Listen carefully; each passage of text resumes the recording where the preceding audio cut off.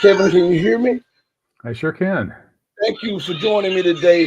We're testing out everything, so there might be echo or something like that. We have new equipment, and we're just trying to make sure everything's working. But I want to thank you for joining me again on another edition of the Red Pill Diaries. You and I go way back, and I'm glad that you are joining me, and I hope that you're having a blessed new year. Thank you. Yes, great year personally so far, and blessings right back at you. Well, Barakallahu feek, as we say in Morocco. yes. So for everybody, Kevin is in Morocco, Africa right now. So we're broadcasting live, and it's about six something in the evening his time. And Kevin, I want to. There's so many things that are going on right now. From North Africa to what they call the Middle East, which is West Asia, all the way to Europe, and looks like things are starting to heat up in Asia as America's decline uh, uh, is speeding up. I want to address the recent situation in Syria first, because I believe that, and I could be wrong, but I believe it was a strategic mistake for Russia and Iran to allow a terrorist entity backed by the West, owned by the West, financed by the West, and helped by the West to depose Bashar Assad and to take over Syria. What is your take on the situation in the region and the situation with the terrorist group now in control of Damascus? Well, I agree. It seems like, if not a mistake, it's certainly a setback. And whether I don't really know all of the parameters that the decision makers were facing as people, like Putin and the supreme leader of Iran weighed their options. Um, but yeah, it does seem to me that China, and also we should throw in China, because the biggest front of this war by the Western bankster empire to establish a one world neoliberal state with themselves as a neo feudal aristocracy is trying to keep China down. That's their Mhm. biggest concern, I think. And so, from the Chinese perspective, one would think that it would be wise to try to find a way to slow that march before it gets to the gates of Beijing. And letting them get into Syria is obviously bad for Iran. It's bad for Russia, and in the long run, it's bad for China. Uh, and with Syria, I think that Syria had become something of an economic basket case. I don't think we can really necessarily blame China for that, although a full Chinese commitment to rebuild Syria, along with its partners, say, the Gulf Arab states and Iran, which China brokered a rapprochement between the Gulf Arab states and Iran.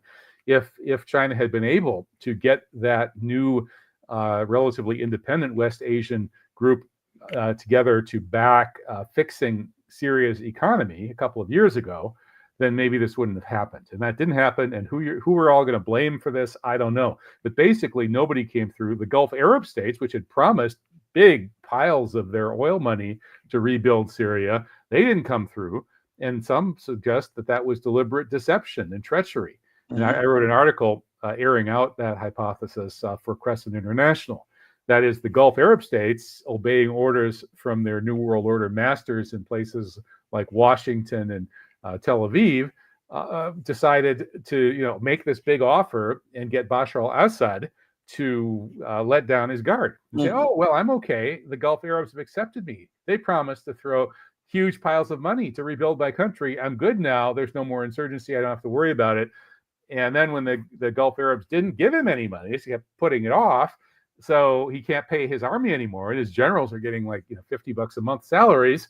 It's pretty easy for the other side to sneak in there with cash and hand them wads of cash and say, "Hey, we have a plan. Just await orders." And that's kind of what happened. And so Russia and especially Iran probably were faced with a situation where suddenly it was a fait accompli, and they either could throw more resources into a losing cause ultimately, or cut their losses. And now Syria is the other side's problem.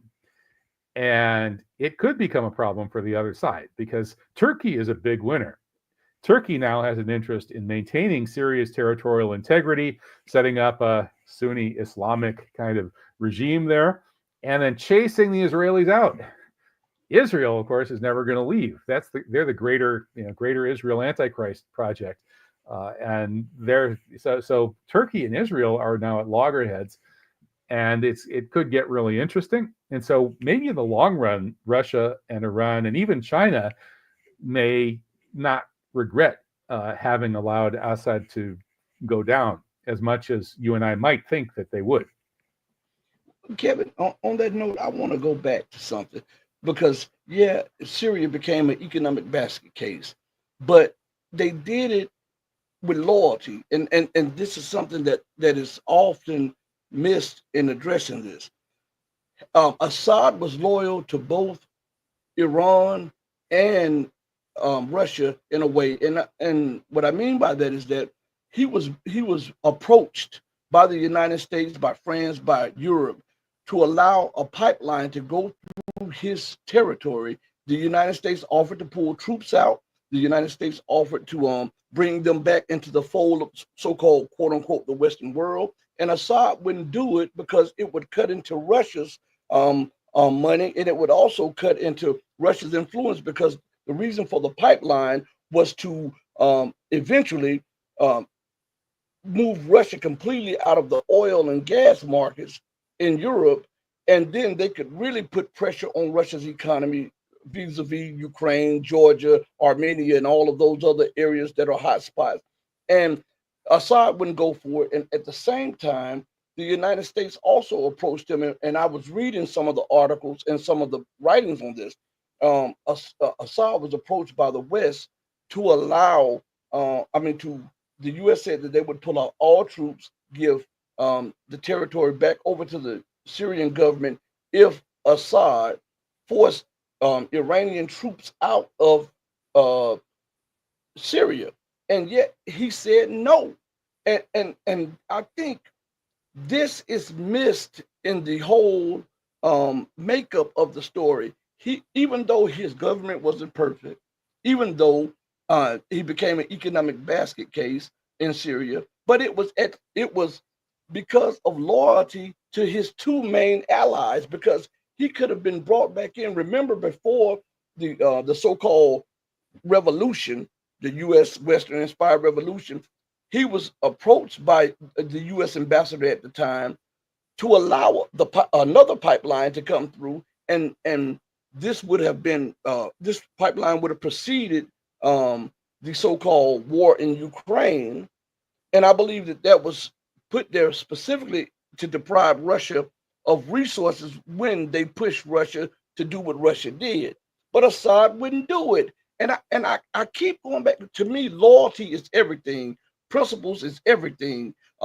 If you're not loyal, if you don't have principles, then you're not worth a hill of beans. And it showed that even though Syria was an economic basket case, I think that they should have invested more in Syria, because had he not said no to the West, they would not have destroyed the economy, because they had designs. The bigger designs was to weaken Russia and to then eventually attack Iran. And now we're seeing the fallout from that with the destruction of Syria's air defense systems, which would in any attack on Iran would be crucial to Israel and the United States. So I believe that they should have invested more, even if Assad did not want to. It was in their national interest to double down in it. And I may be alone in this perspective, and I can accept that. But what is your take on that situation?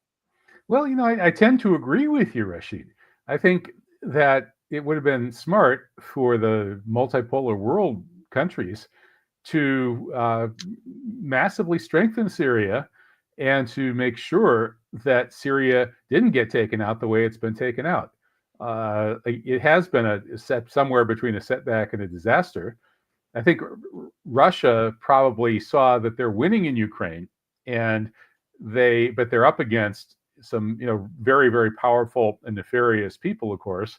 And so, they've been playing this brinksmanship with nuclear World War III being 5 minutes away for a couple of years now. And I think Russia probably decided that basically the deal was, okay, the West says we'll let you guys win in Ukraine. We didn't think you could do it, but you did, and we can't stop you. So we'll let you have Ukraine, but you're going to have to give us Syria, and we've set things up so that you'll lose if you try to keep Syria. So I think it may have reached that point, but it shouldn't have reached that point in the first place. Right. Yeah, the multipolar world forces should have found a way to basically make Syria unbeatable. Again, I keep coming back, and more. I'm seeing that I agree with what Zafar Bangash, the editor at Crescent International, said on my radio show the other night, which is that maybe it's time for Iran to reconsider its ban on nuclear weapons, because the weak point of the imperialist Project Antichrist is in a sense the symbolic center of this Project Antichrist, which is, I think, another. There's sort of two aspects to this. One of them is, we Western neoliberal Europeans led by Zionist Jews are going to take over the world and impose a one world government. However, and we're all secularist atheists. Then the other approach to it is, we're going to do all that, but our Jewish Messiah is going to rule the world from a rebuilt temple in Jerusalem. And that's the mythological, religious approach to the same project. But it's the same project either way you look at it. It's world conquest by Westerners led by Zionist Jews. And to try to stop that, I think the multipolar world, rather than just letting them, roll through countries like Syria, Libya, and the 7 countries in 5 years they targeted with their 9/11 false flag. Iran is the last one on that list.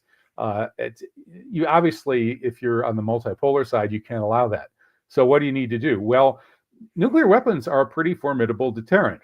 You may notice that Kim Jong-un, whose regime is probably more vulnerable in most ways than any of these other regimes that have been overthrown, never got overthrown. Well, why not? I mean, the economic problems there are serious. The South Korea, imperial occupied Korea, is vastly more prosperous, and the people have better lives. It'd be easy to get those North Koreans all riled up and say, why can't we live good, nice material, prosperous lives like the people in the South? It should be very easy to overthrow North Korea. Nobody really liked the North Korean leadership that much. The Chinese, the Russians, they didn't have any real tight allies or friends. Everybody in the neighborhood really didn't want them to even have nuclear weapons, and yet they got nuclear weapons, and now we can't get rid of that government.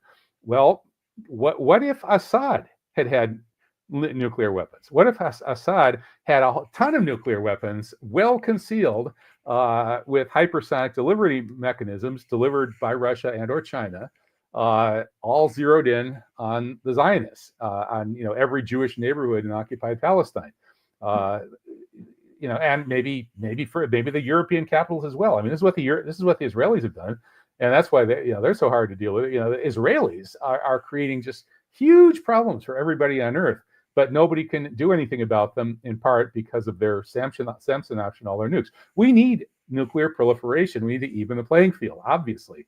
And so what they should have done was make sure that the axis of resistance in general, many different axis of resistance groups, including and especially the Syrian government, had access to highest quality WMD with absolute assurance that it could be used to utterly decimate not only the Zionist entity, but preferably European capitals as well, if necessary, and preferably the United States cities as well. And that's what, of course, North Korea is working towards if it doesn't already have it. And by and I mean that's the home run approach. But even without that, even if they'd said, well, that's too dangerous, we can't get it done for whatever reason, they certainly should have. The Russians could have put in their top of the game anti-aircraft defenses, and then declared Syria a no-fly zone for Israel, and then backed it up with some Russian nuclear submarines parked right off the Israeli coast. You do that, and you can actually win in that region by forcing the Zionist lunatics to retreat back to their 1967 borders in return for peace, which they would get if they would retreat to their 67 borders. That would be a win for the multipolar world. a peaceful win. Ultimately, it would have to be, you'd have to get it by threatening mayhem. But you get that win, and now you've just called off this Western attempt to destroy the world and build a one-world dictatorship. But for whatever reason, I think the Russians are so bogged down in Ukraine, so focused on Ukraine, so focused on narrow Russian territorial nationalism and all of that. So the Russian thing versus their mirror image Slavs over in Ukraine, that they've lost sight of the big picture. They should have given Assad massive WMD capacity and massive anti-aircraft capacity, parked their subs off the coast of Tel Aviv, and read the West the Riot Act. And by failing to do that, in the short run, now they're going to win in Ukraine, but they're, God knows what these lunatics in DC are going to do next. Yeah, I'm in total agreement with that. I've been actually saying that over and over again. When we look at the entire situation in Syria, and I know people are rewriting history, saying that Assad, he didn't know what to do. He was out of touch with reality and all of this stuff. Well, with all of Russia's intelligence assets, their satellites, it's hard for me to believe that they did not see thousands of terrorists on the back of pickup trucks onto the T heading to these cities. It's hard for me to believe that. So, but let us look at the situation again.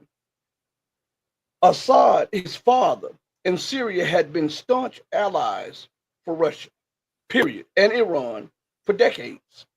They were the front line against the empire, encroaching upon Russia and the former Soviet Union. They were on the front lines of the stopping the empire from encroaching upon Iran.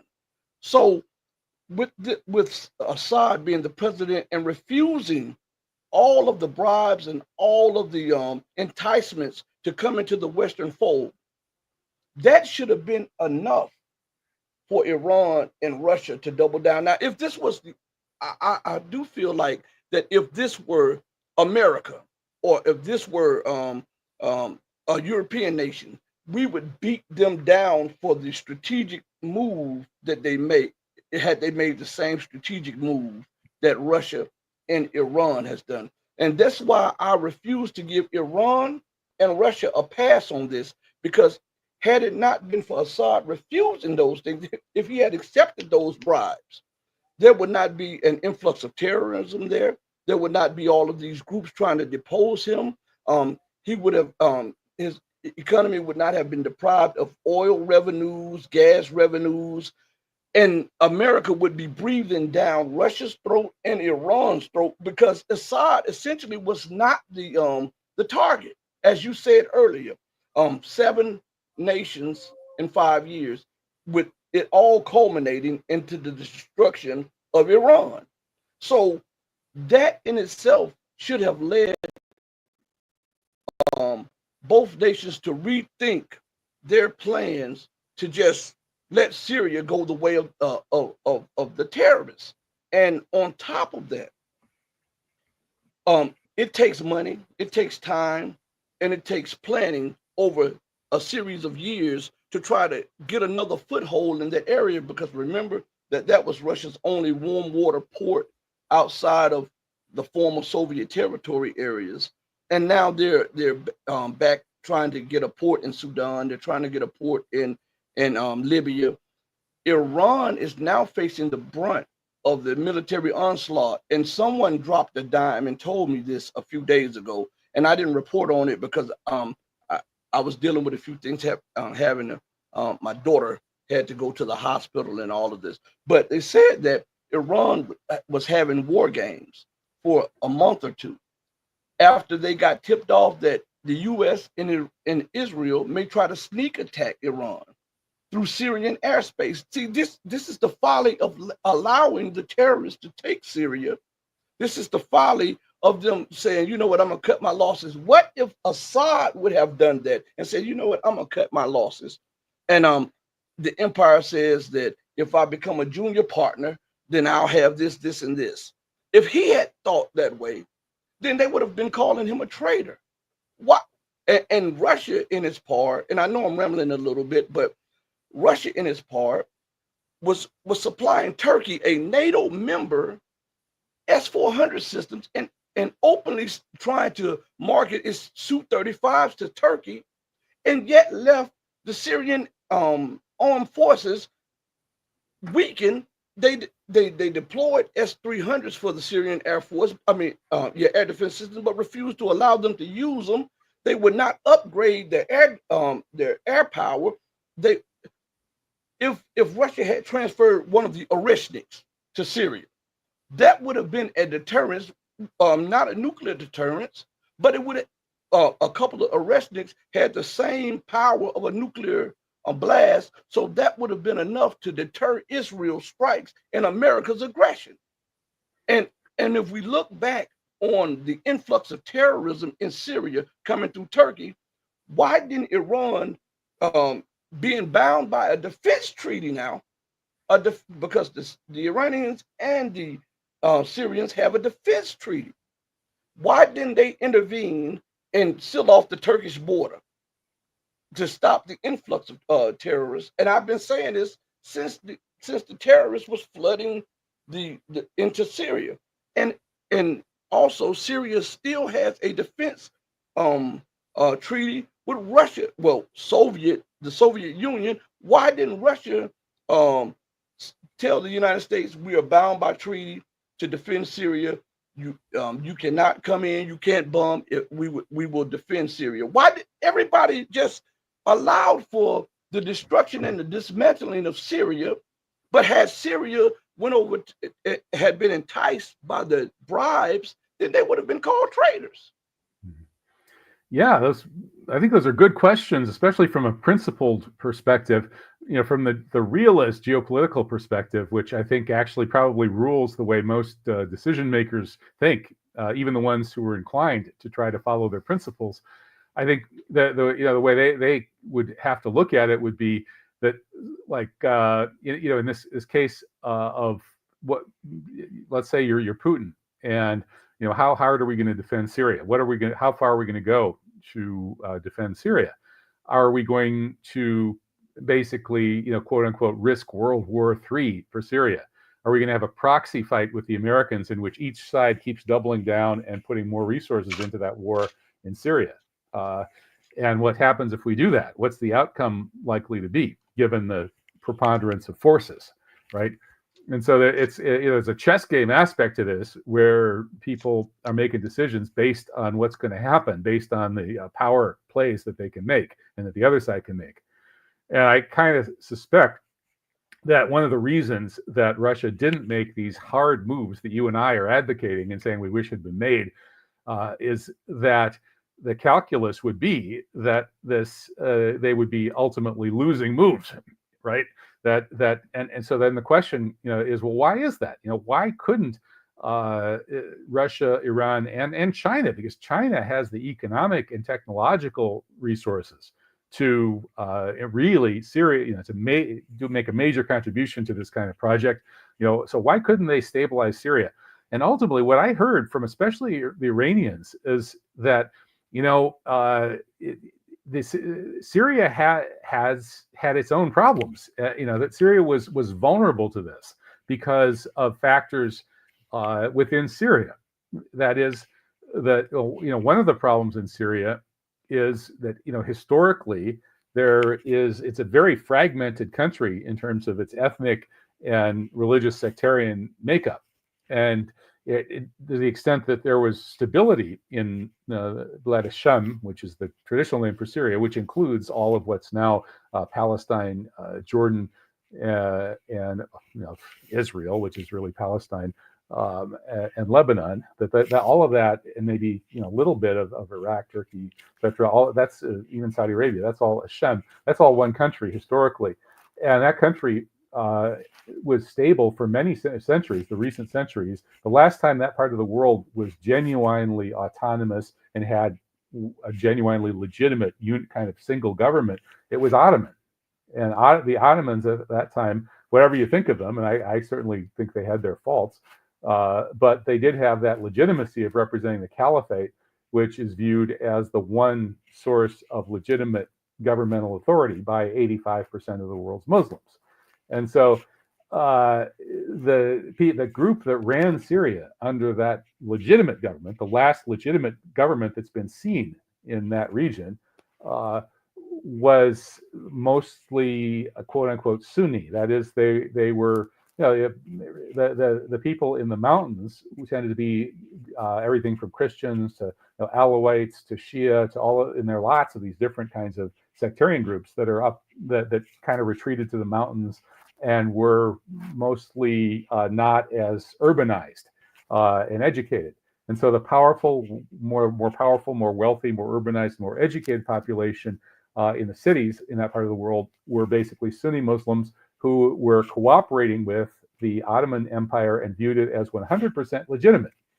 Now then the West came in there, led by Zionist Jews, and destroyed the Ottoman Empire. They used the Donmei, the satanic spin-off of Judaism, the fake converts to Islam who were really Jewish Satanists. The Donmei destroyed the caliphate and destroyed the Ottoman Empire and destroyed the last source of legitimacy for 85% of the world's Muslims, and even committed the worst cultural genocide in the history of the world, the destruction of the Turkish language. They essentially banned all written Turkish and said that you're not allowed to use it anymore. From now on, you have to use this new Turkish using the Roman script.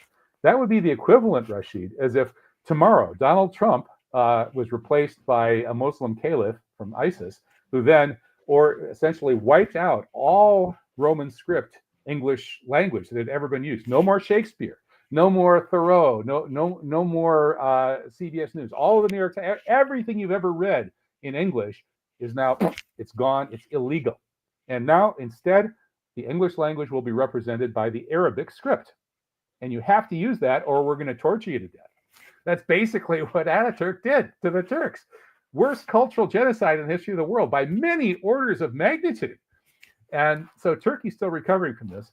Now, so Syria, getting back to Syria, the traditional urban educated Sunni Muslim elites who had run Syria, so when the colonialists came after World War I, the Ottoman Empire was destroyed, the Islamic world was destroyed, the Europeans waltzed in, and the French took over most of that part of the world, and the English some of it, and they empowered the minorities from the mountains, and they massively disempowered the former elites, who are the majority, the big majority, 2/3 plus of the population of today's Syria.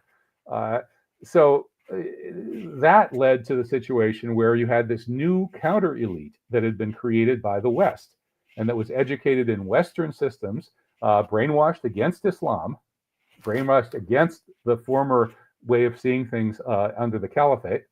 And so that brainwashed population of Christians, Alawites, Druze, Shia, and then some sort of Sunni people from the Sunni background who became atheist, communist, whatever. Those people then became the new frontmen for the European colonizer, and they were empowered, and the majority and the traditional elites were disempowered. So that situation. Then when the Europeans got kicked out in the anti-colonial revolutions that happened after World War II, this new elite of secularist types, trained by the Europeans, they suddenly needed a new excuse, a new ideology to keep their top dog position. And so what was that new ideology? It was Ba'athist nationalism, basically nationalism and socialism, borrowed from the West. That's where the Ba'ath Party came from, and that's what it is. The Ba'ath Party is basically a front to keep the traditional Sunni Muslim elite totally disempowered and pauperized, while these other ethnicities that had been given the one-up position by the Europeans ruled. Now, that doesn't mean everything the Ba'ath people did was bad. It doesn't mean that Arab nationalism is totally bad, et cetera, et cetera, et cetera. But it certainly helps you understand why the 60+% of Syria that is Sunni Muslim, whose great-great-great-great-grandparents were the educated urban elite who administered the last legitimate government that part of the world ever had under the Ottomans, would constantly be revolting against the Assads, right? Of course they were. And the Assads then put them down brutally and viciously, repeatedly over generations. And so there's this huge split in Syria between the 60% of the population that just has these historical grievances with the forerunners of and the current, people who were represented under Assad. So that's the historical background. And so I think that's the real reason that Syria was a ripe plum waiting to fall into the hands of the New World Order satanic world takeover scheme. They said, hey, yeah, look at this situation. It's ready to be blown up. We'll just want to push that hard to make it just fall apart. And that's what they did. And so then the Russians and the Iranians finally, at the end of the day, they look at this and it's falling apart. They get, what are we going to have to do to prop it up? Well, I'm told that Iran actually did make Assad an offer. He said, okay, you can't. You have no military. Your military is not just. They won't fight. So if you want us to defend your country and your government, we'll try to be loyal. But you're going to have to let us come in and do it our way. And Assad said no. And so they said, well, sorry, we can't help you then. So I think that that perspective could help you understand why things played out the way they did, tragically, of course. I hear that and I understand, but I do believe that when Assad is overthrown, a lot of things are said. I believe some of it. I'm saying some of the whispers of Assad, but I don't believe all of it because I believe a lot of the people try to save face. I do know. I believe that Assad felt betrayed by Iran because his statements since being deposed, he has not referred to Iran one time. He was talking about how Russia helped him, and I read into that. And another thing is that does not sit well with me. If Iran is Syria's closest ally, then why did Assad have to be whisked to Russia? A non-Muslim country taking in a Muslim leader to give them refuge. And Iran is always speaking about Islam and Prophet Muhammad and all of this, and they are not standing up for the Ummah. They're not standing against these tyrants, and they did not offer refuge to their closest ally. That speaks volumes. Even with the gossip coming out where we offered him this and he turned this down and all of this stuff, the actions to me speaks so much louder than words. And before I go a little further, I would like to tell everybody, this is Professor Kevin Barrett, one of the co-founders of Scholars for 911 Truth. So for those of you who do not know, and I believe that's a small percentage of the world today, but go ahead, Kevin, finish what you were going to say. Yeah, the same report, the reports that I heard in which there was that last minute back and forth between Assad and the supreme leader of Iran or their representatives, in which Iran offered to come in and defend the Assad government, but in return, Iran wanted basically the power to do it their way, because everybody had to recognize that the Syrian army wasn't fighting anymore. And so if Iran's going to be doing the fighting basically on its own in help with Russia without any significant help from Syria itself, Iran's number one, it needs to say, okay, we're not going to do this under your command anymore. We're going to have to do it our way. And then number two, Iran says, and by the way, you're going to need to shift your official ideology a little bit from secularism, French-style secularism, which is basically atheistic, towards the Islamic awakening, which is the ideology of Iran. And Bashar al-Assad, being an arch-secularist, his regime is hardcore Arab nationalist secular. They're the anti-Islam side. It's been a weird marriage of convenience between the Islamic Republic of Iran, which is the expression of the world's Islamic awakening, with a slight Shia tinge, and the government of Syria, the Ba'ath government, which is the opposite. This whole region that I live in has basically been having this huge ideological battle going on for a century or more between Islamists and secular nationalists, right? The secular nationalists have tended to be socialist, leftist, communist in orientation. And that's like the Ba'ath party that was ruling Syria and Saddam Hussein's Iraq before that.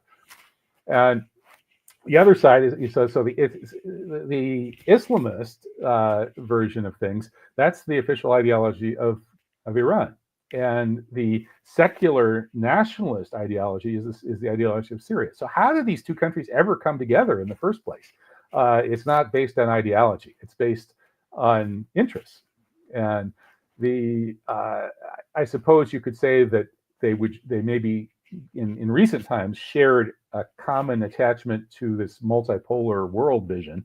Uh, but that's a pretty weak, there are very few people on this planet other than Pepe Escobar who are like willing to die for the multipolar world.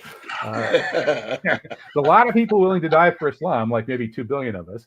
And there are a lot of people, there may be some people willing to die for their secular nationalist cause, although that's in communism, but that's all kind of faded away. And I think that's part of the problem with Assad. He's representing this ideology that's just completely dead. It's dead. Nobody believes that crap anymore. Nobody believes in secular nationalism. Nobody believes in atheism, communism. During the heyday of communism, people thought that, hey, we're going to create a paradise on earth. Workers of the world unite. As long as everybody burn down all the churches. As soon as we burn down all the churches and make everything secular, and kill all the bosses and the workers take over, then we're going to have paradise on earth. And people really believe, they were really into that. They would fight for that. They would die for that. Not anymore. That's totally gone. And so I think that was part of the problem, that Syria's ideology had just completely rotted away. Nobody believes that anymore. It's sort of like what happened to Russia in 1989 with communism. And so I think that issue where then Iran moves in and says, hey, yeah, will our spin on Islamism, you're going to have to sort of embrace our spin on Islamism. We've been trying to get somebody else to take on this vision of the Islamic awakening that we have here in Iran. And the West has done everything it can to build this huge containment strategy to stop it from spreading. But we want, if you'll let us spread it and you'll, accept that movement towards that ideology, and you'll let us run this war, ourselves and don't interfere, then we'll come in and defend you. And Assad, he basically says, you mean I'll be abandoning my own ideology and I'll be handing my whole country over to you, Mr. Supreme Leader of Iran? No thanks. And he went skittering off to Russia. So I think that's kind of how it played out. So again, I think, maybe, my view of Assad and the, ideology of the government he represents is probably more negative than yours, because I think it's true that from the standpoint of people trying to resist this horrific Western project, Antichrist, world domination project, to impose neoliberal, Atlanticist, Zionist hegemony on the world, from that perspective, Assad and his government were fairly, somewhat heroic, right? They were good guys. But, from these other perspectives, there were these huge problems and weaknesses, and then the basic source of ideological meaning and authority within Syria itself had just eroded completely, and then its economy eroded completely. So there's nobody believes in anything, and nobody has any money, and so of course nobody's going to fight to defend their country anymore. And again, so I don't think you can just blame Iran and Russia. I think it got to the point that I don't think, if by the end, I don't think they had that much choice. And again, Russia and Iran did make that offer at the end, and Assad rejected it. Well, they're going to pay the price for it because the empire will not stop. And they have been wanting Iran as a trophy for the longest. And they're building up, they're deploying troops, they're deploying warships, they're deploying weapons, they are sabotaging, they're destabilizing the entire region for the ultimate goal in West Asia, which is to take Iran. Now, will they be successful? I don't think so. But the United States, as I tell people, that when the empire has you on their list, they don't stop. They may pause. They may give you a little breather. They may pretend as though they're no longer after you, but eventually they are coming. All we have to do is look at Libya. The United States never forgave Muammar Gaddafi for removing the largest military base the United States had over there. And I remember, and I told people this was in the making for 30, 40 years. And I used to see a movie with Ray Liotta, the late Ray Liotta. And it was and he was this military person.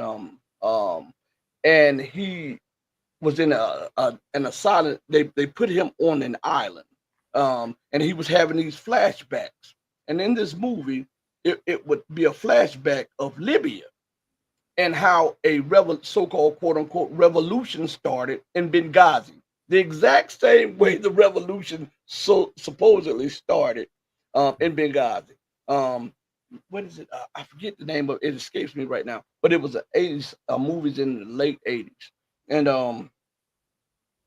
the United States doubled back over the years, enticed Libya to come into the Western fold. And once they realized that Libya was verified not to have WMD, they didn't want to listen to the Libyan government and they wanted to overthrow it. And this is a pattern that goes on. And so they, whether Russia and Iran understand this or not, this is the same pattern that the empire is taking to dismantle any Russian influence, even though they're losing, and to eventually make war with Iran, because the goal is not, in my eyes, it's not really Iran per se, it's China and Russia. And they want to remove Iran because of the potential of Iran. And to allow Syria to fall means that now the empire can focus on that last remaining nation out of the 7 that they said that they were going to take down in 5 years.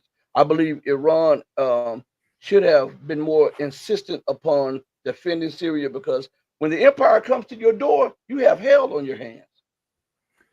Yeah, well, it's too bad they didn't successfully defend Syria, and whether that's primarily the fault of the leadership of Iran, leadership of Syria, maybe leadership of Russia. I don't know. They supposedly the original decision to defend Syria back in 2011, or actually it was after that. I guess the empire had been chipping away for a few years before the great General Soleimani met with Putin and supposedly convinced him to come to Syria's defense. At this point, you wonder, what Putin thinks about that decision. But who knows? Maybe things would be a lot worse if they hadn't. But yeah, in any case, I think that's true, and I think that and again, China is the big kahuna here, right? China is the country that threatens the Western world takeover project the most. And so these attempts to go through these 7 countries in the Middle East, I don't think they're even really about the American empire so much as about the Israeli outpost of the American empire, or should we say it's an Israeli occupied American empire. So these fanatical Jewish supremacists who make up the majority of the billionaire class of Jews in the United States, and Jews are probably 30 to 40% of the billionaires in the United States, and virtually every one of those Jewish billionaires is an ardent Zionist, a tribal psychopath. So when you have 40%, 30, 40% of your richest people who are all fanatical devotees of this project, of this ethnic supremacist genocide project in the Holy Land, they're going to run your country's policy towards that part of the world, and they do. And so I would argue that the Jewish Zionist focus on crushing the 7 countries in West Asia, and the Jewish Zionists did 9/11. Israel did 9/11, not the United States. Israel has some assets in the United States government that it manipulated to do 9/11, but 9/11 was an Israeli job more than an inside job. And so the Israelis are the ones who want to take out Iran. If it was just about the U.S. empire, the U.S. empire would make friends with Iran overnight. Zbigniew Brzezinski, who was an American-oriented realist, said he repeatedly warned, and it's even in the Grand Chessboard, he said the biggest geostrategic imperative for the United States in maintaining its position in the world by keeping the heartland of Eurasia divided is to be the staunch ally of Iran, no matter what kind of government Iran has, and implicitly, no matter what that government thinks about Israel. So that was Brzezinski's position, because Brzezinski recognized that Russia and especially China are the real opponents of the U.S. imperial project, which is about making sure that nobody gets empowered on the Eurasian continent. So the whole anti-Iran project, like the rest of the anti-West Asia or anti-Middle East project, is all a Zionist thing. It's all about Jewish tribal supremacy. It's a Jewish supremacist genocide project. That's what that is. It's not U.S. empire. The U.S. empire, if it were acting in its own interests, would fly to Tehran tomorrow, get down on its knees before the supreme leader, kiss his feet in abject submission and humiliation, and apologize 10 million times for all of the terrible things the United States has done to Iran ever since the Mossadegh coup in 1953. That's what the U.S. would do if it were acting in its own interest, because the supreme leader would then give the American emissary, Trump or whoever, a big hug and say, your apology is accepted. Let's work this out. They would work out their spheres of influence and interest, and the U.S. and Iran would get along just fine, just as well as the U.S. gets along with anybody. And Iran would then sort of, step back from being the tip of the spear in this anti-New World Order, anti-American thing. But it would continue to be anti-Zionist. Iran would never allow the United States to make that kind of deal and that kind of apology and make up relations if the United States insisted that Iran give up its commitment to the full liberation of the Palestinian people. And that's non-negotiable for Iran, just like it's non-negotiable for 90% of us here in this part of the world. So while we're on West Asia, and time is limited, what is your take on the African nations now asserting their independence? There was like a flood of African nations this past month or so, saying that they are kicking French troops out, German troops out, U.S. troops out. There's a flood of African nations now that are demanding to be recognized as an equal nation with sovereign rights, and that should have a seat at the table also. Do you think that this threatens Western hegemony, and what do you think will be the response by the former colonial powers? Yeah, I think this is great. It's sort of like 1960 all over again. There's actually, there's some hope for Africa again. That's it's wonderful. I was in the African Studies program at the University of Wisconsin, because that's where you study Arabic, and especially Moroccan Arabic in North Africa. And so I got to read all the African literature, and so much of that was about the formative period of the decolonization, circa 1960. And so, and from when I was reading this in the 90s, it was tragic, right? Because Africa had such high hopes in the wake of the decolonization. And then, they got recolonized by stealth, or maybe they never fully got decolonized in the first place in many cases. So anyway, but now, yeah, you've got all these Sahel countries, these African countries kicking out the imperialist occupiers. It's great. And hey, it's, I love having something good to say about Morocco. Hey, the king of Morocco just offered these countries, some prospect of access to the Atlantic. I bet the embassy in Rabat's pulling their hair out. Like, wait a minute, he's not supposed to do that. He's like, where did he get the idea that he's allowed to say things like that? But but Morocco is that I thought that was great. So yeah, it's very exciting. But of course, the empire is not happy about it, because this is really all about is, all sides want the best deal for themselves. And the 10,000 pound gorilla here, that's Western empire, that's robbing all of the raw materials from Africa at a really good price. That's Africa's problem. It's never been able to get a fair price for its products. So it's all about the terms of trade, is the way the economists talk about it. And so the Western imperialists who are losing now are going to try to find a way to sneak back in. And traditionally they've always tried to bribe. Basically, they bribe people is the biggest thing. They support somebody. They pick their party, somebody who's willing to work with them, and then they finance them, and then they play all their games, and they overthrow the honest guy who is trying to get the best deal for his country. But maybe by now some of these African leaders have figured this out, and they're not going to fall for it anymore. So let's hope and pray that that's the case. To lose Africa would mean the West losing its stranglehold over unlimited resources, which means that this would change the geopolitical dynamics of economics and commerce. And this means that war is inevitable, because the West will not just go into the night singing Kumbaya with the loss of all of these valuable unlimited resources, because that continent has all of the resources that around the world. They have all of them in abundance on that continent, and the colonial powers are stealing, siphoning, underreporting what they're mining out of there. I was reading a few reports from a couple of the former colonies that they are now imposing bans on the export of certain minerals and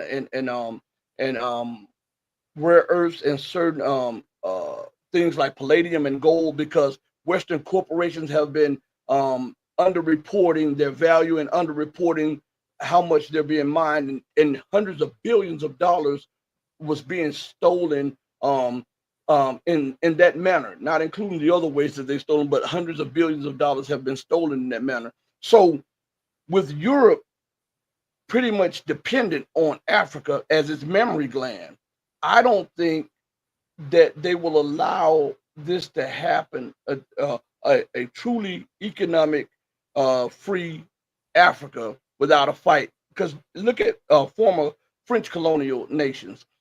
France doesn't use the franc, but it imposes the French franc on those nations. And then it requires its former colonies to deposit 55 to 65% of its revenue in French banks. So nations are rebelling against that because they want to have true sovereignty and true independence. One must control its own commerce and its own finances. And I think that this is a no-no, and I believe that there will be an influx of quote-unquote terrorism to justify Western involvement and Western military presence, which is really to protect the corporate interests in those regions. What do you say about it? Yeah, I agree completely. Well, the Americans have been finding ways to screw over the Europeans. So, and now with Trump taking office, threatening Canada and Greenland, he's probably going to start talking about making Africa the 53rd state, with Canada number 51 and Greenland number 52. So get some warm weather ports as well as all that cold weather stuff from Canada and Greenland. But that's of course I'm being facetious, but it's true that I think the Americans, as they see this, they're actually what they're half of them, part of them is thinking, oh, we hate to see those Africans take control of their own destiny, but because we're imperialists too. The other half of them is saying, well, maybe we can get in there and steal some of that market share from from the French. So it's going to be interesting, and I'm cheering for Africa. And now, Kevin, back to something that on one of our programs you and I did a long time ago. And I want you to bring this back up because some people have drunk the Kool-Aid about this so-called democracy of America. And in the program you and I did, you told me about Trump's humble, quote unquote, humble beginnings and his connections. Would you please revisit Trump's beginnings and his connections a little bit for the people out there? Yeah, Trump's a made man, and the guy who made him is Roy Cohn. Roy Cohn is a kosher Nostra scoundrel, or he was. He's a pedophile. He had homosexual sex parties with J. Edgar Hoover, and the two of them raped little boys. Roy Cohn was a McCarthyite attorney with the McCarthy Commission in the 50s, alongside Bobby Kennedy, of all people. And they didn't get along too well then. But that's a whole other story. Anyway, so Roy Cohn, this complete scumbag who ran New York for the Kosher Nostra, he got his orders directly from J. Edgar Hoover, who got them from Meyer Lansky, the head of organized crime in the Western Hemisphere.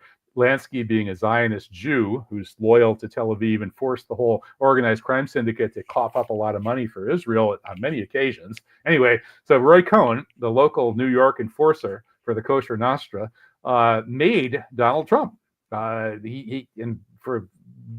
lot of people strongly suspect that Trump actually performed sexual favors for Cohn. Cohn was a lot older than Trump. Trump was just a young man when Cohn became his mentor and made him in the organized crime world. Trump's whole career was money laundering for organized crime. That's what casinos are. The main function of casinos, the reason most people build casinos, it's not to try and make money, it's to launder money. Because folks come in with huge piles of money, they buy a bunch of chips, they pretend to turn a few wheels or play a few roulette games, they cash their chips back in. Now they've got fresh laundered money.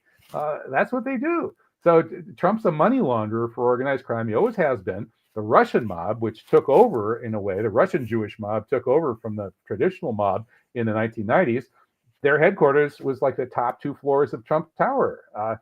This is who the guy is, and so it's not an accident that he marries off his daughter to kosher Nostra kingpin Kushner, who's tight with Bibi Netanyahu, and the New York Post, and this is the organized crime ring that's behind 9/11 and so much else that killed the Kennedys, and we could go on and on and on. So Trump represents those people. He always has. He fronts for those people, and his whole populist shtick, it's just a shtick.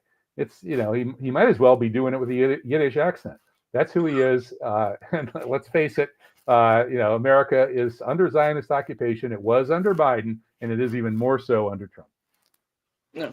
And to show the people that you're fair in your assessment, what do you say about Biden's connections?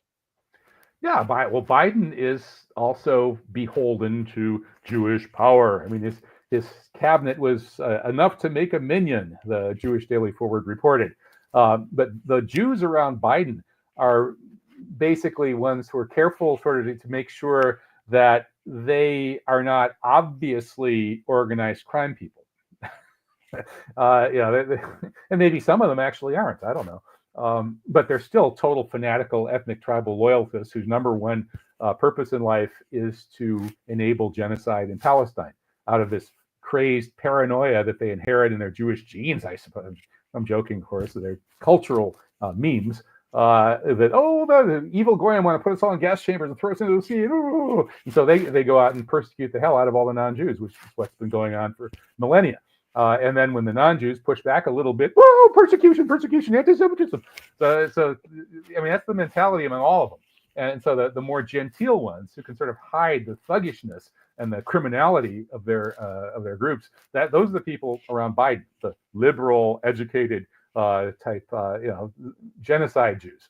They're all genocide Jews these days, pretty much, with a very small number of honorable exceptions, Nico Pellet and Gilad Atzmon.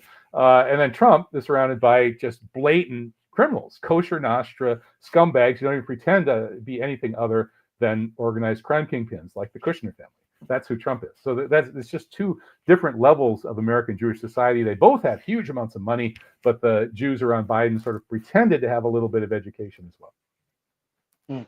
So in closing, Kevin, we see, I know this is hard to miss, about the little Diddy parties, the entertainer P. Diddy, and we see about the entertainers and how they're being accused of sex trafficking and all kind of promiscuous and vile things. Why hasn't anyone of stature been brought to justice for being on Epstein Island with Epstein? And we know that Trump and a lot of other ones were there and were friends with him. Why is this omitted in alternative media as well as mainstream media? And why is no one bringing these issues up? Because mainstream media and much of alternative media are owned by Jewish people with fanatical loyalty to the state of Israel and to their Jewish tribal project. And they know that the biggest practitioner of sexual blackmail in the United States is the state of Israel. And they know that Jeffrey Epstein worked for the state of Israel as he fed little girls to be raped by people like Bill Clinton and Donald Trump. Then they know that other agents of the state of Israel are doing things even worse than Epstein was, using perhaps even littler girls and boys and more sadomasochistic scenarios and filming all of that. They know that the whole political class, or much of it, a big chunk of the political class in the United States, is blackmailed by the state of Israel. And because the people who own our media, both all of the mainstream and most of the alternative, the people who dominate it, rather, are ethnic Jews with tribal loyalty and loyalty to the state of Israel, they don't want to go there. They don't want to even come close to exposing the fact that the United States is occupied by the state of Israel. Its leadership class is blackmailed with this horrific sexual blackmail stuff that it's talked about not only in the whole affair of Jeffrey Epstein, but also people should read about the Franklin scandal. There's a book called The Franklin Scandal, another one called The Franklin Cover-Up, about some even uglier sexual blackmail that reached all the way to the Bush White House and that essentially had its hooks in the entire media and police force in the state of Nebraska. the FBI, the CIA, and the White House back in the 1980s.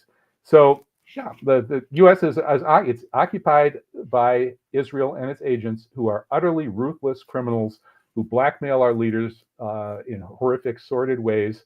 They killed the Kennedys.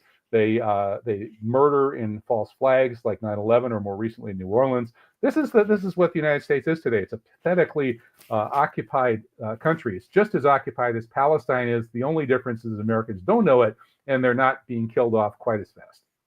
And Shelley in the comment section brought something. I was sitting here. She read my mind. I was trying to think of another situation, and she put it up Boys Town. Why nobody addresses what happened with Boys Town? Shelley, thank you. I could not remember the name of it, and you put it as I was thinking it. You wrote it. Thank you so much. So why is it again before we why aren't these people being put under the same spotlight as the entertainers for doing the same vulgar and even to some even more heinous acts, committing more heinous acts against little boys, little girls, women against their will, young boys against their will? Why it is our leaders getting a pass on this? Well, the people, there are people with money and power who make sure you know that you will be sponsored and your path to wealth and comfort and success will be eased if you do what Israel and its American agents want you to do. And if you expose their control and the sordid means that they use to control America, then your path will be made very difficult. You will be blackmailed. You will be exposed. Perhaps even things you didn't do will be manufactured. Scandals will be manufactured. In the worst case, you might end up facing actual violence and terrorism. The Jewish Defense League has burned down people's offices and murdered people. But at the very least, your career will be destroyed. You'll be smeared. The Zionist-controlled mainstream media will make sure that you're viewed as an anti-Semite, et cetera, et cetera, et cetera. You get out of line, they make your life miserable. You follow their orders, and they make your life easy, and they make sure everybody gets that message. And so all the cowards follow the path to an easy life. And a handful of principled people occasionally go the other direction. Candace Owens being a really good example. Candace Owens, I got to give her a shout out. I wasn't sure what to expect when she embarked on her path of truth telling, and I'm very impressed. So yeah, she's somebody who doesn't care that they're going to make her life difficult. And I'm kind of surprised they haven't taken her off of YouTube yet. But the same thing's been it's been done to a lot of people. And at some point, I just hope people get sick of the whole situation enough that they no longer care about these threats and stand up against these scumbags. Kevin, thank you again for joining me. I'm wishing you the best. And is there any parting words? Are there any parting words that you would like to say to those who are listening, and those who will listen later? Well, you picked a good show. This is one of the few places where you're going to get a pretty succinct and cutting analysis of what's really going on in the world. So keep up the good work, Rashid. God bless. Thank you so much, Kevin. And I'll talk to you later. I really appreciate it. Okay. Take care. And our guest has been Kevin Barrett. He is one of the co-founders for Scholars for Truth, 911 Truth. And I'm so thankful that he chose to join us on the show today. Now, Kevin, he said something that stuck with me particularly about those who refuse to bow have a hard path. All one has to do is look at how YouTube continues to put impediments and roadblocks in front of my show. Now, I want to share something with you guys along the line of what Kevin said, and I have the proof to back it up. I almost stopped streaming these recent weeks on YouTube, and let me be clear about this. It's because they have been coming at me nonstop on a daily basis, and I have to share this with you. And YouTube might suspend my channel or might take me down, but I have the proof in my emails. Every day they have been spamming me. I'm not talking about one, spamming me with violations since December 1st. And they used to send it where they'll send you one so-called quote-unquote violation, and you'll have a chance to respond to that. And I'm going to screenshot it, and I'm going to show you at a later show about all of the spam that they've been sending me. They have put me in violation anywhere between 200 and 800 violations since December the 1st. My show went over 5,000 subscribers 20 times. How is that? And back down under 4,000.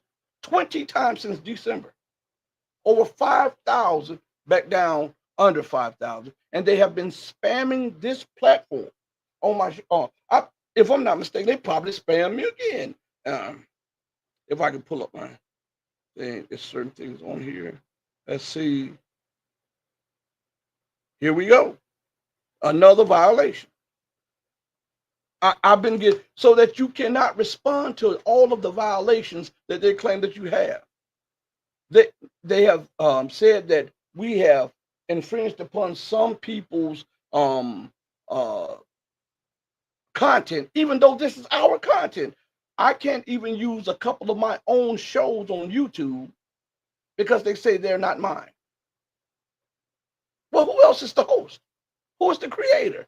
This is what YouTube is doing to this show. So I want to make it perfectly clear. I'm going to call an ace and a spade a spade. And so we have these shows here scheduled. If for some reason the show is not on YouTube, go to Odyssey, go to Rumble. Okay? I just want to put this out. I was showing family members the amount of notifications that I've been getting from YouTube a day. Anywhere between 5 and 50 notifications from YouTube a day about videos that are 2 years old in violation of something. And they have put almost all of my content in violation of something. Copyright violation, infringement upon such and such. This is absolutely crazy. So when Kevin is telling you that when you don't play ball, they come after you, they come after you. But I want to look these people in the eye and tell them something. I'm built for this. Look in my eyes and tell me if I'm worried. Does it look like I care? As long as I'm able to tell the truth, I will tell the truth till the casket drops. As long as I'm able to bring you guys content that will enlighten you or even cause a provoked thought, because that's the main issue. People are so dumbed down that they can't even think straight. So one of my main goals is to provoke thought, to get that gray matter clicking up there, so that you don't just take mainstream thinking or even alternative media's thinking. I want you to think through the fog, become your own thinker, so that no one, not them, not alternative media, and not me, will be able to take advantage of you. Because so many people lives are at stake. I don't think you get it. We have a world that is dying out, a so-called rules-based international order that is under threat of implosion and total and certain collapse.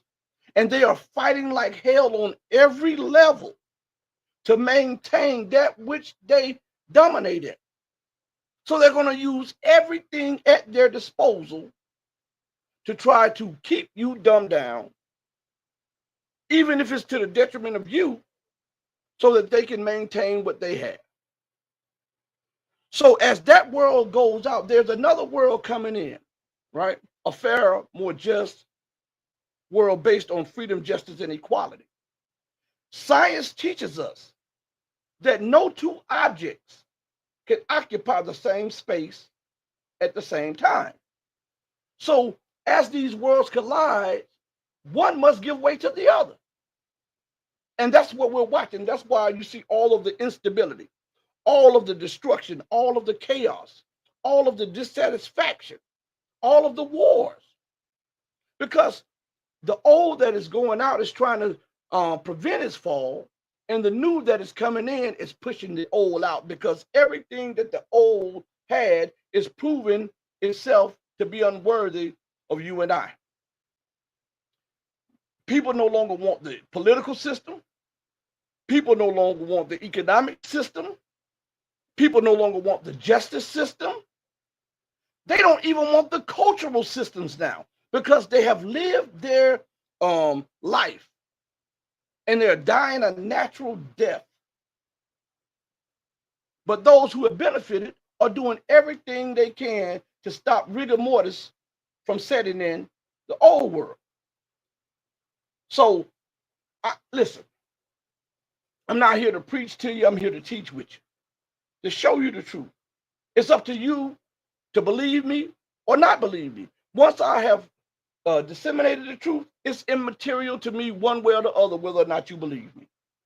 It's immaterial because I don't have to sit up here. I'm not making any lies up. Everything that I tell you, I can substantiate through records. Okay? I'm telling you, your life is at stake. This is more than just subscribers. This is more than just people that will finance you or sponsors. This is about life and death here. And most people don't know that. Most people don't understand that, so they're so preoccupied with keeping up with what's that? The Kardashians, basketball or football, sport and play, while an entire world is being dismantled right in front of you. And if you don't move out of the way, you can become a victim of a fallen world. Listen, I didn't come to preach. Like I said, I came to teach. I want to thank each and every one of you for joining me. Remember to join me tomorrow. We will either tomorrow or Thursday we'll be having a channel member and Patreon stream. The reason I was not doing one the previous weeks is because, as I said, I've been having technical difficulties behind closed doors. Okay. And but we're gonna have one.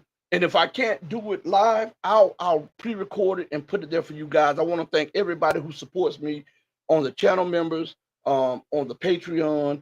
Go over to the empowermentoftruth.locals.com. We're going to start trying to have more question and answers over there. We got articles over there also. New articles drop on Patreon this week also. Thank you for your patience with me. Thank you for going through this with me. I really appreciate this from the bottom of my heart to the depth of my soul. Know that I'm very appreciative of every moment that you spend with me because you could have been doing something else, but you chose to spend it with me. So, in knowing that, I want to say to each and every one of you that I love you if you love truth, but know that the love that I have for you will always pale in comparison to the love that God has for you.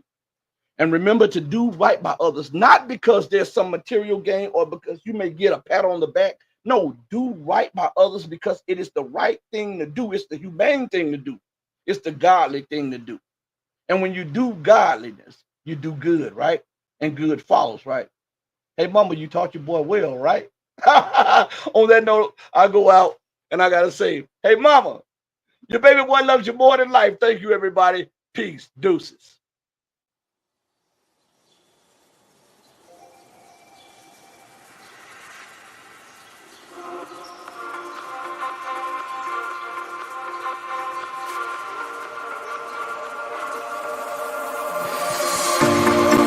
Told you to walk away. That was my first and last mistake.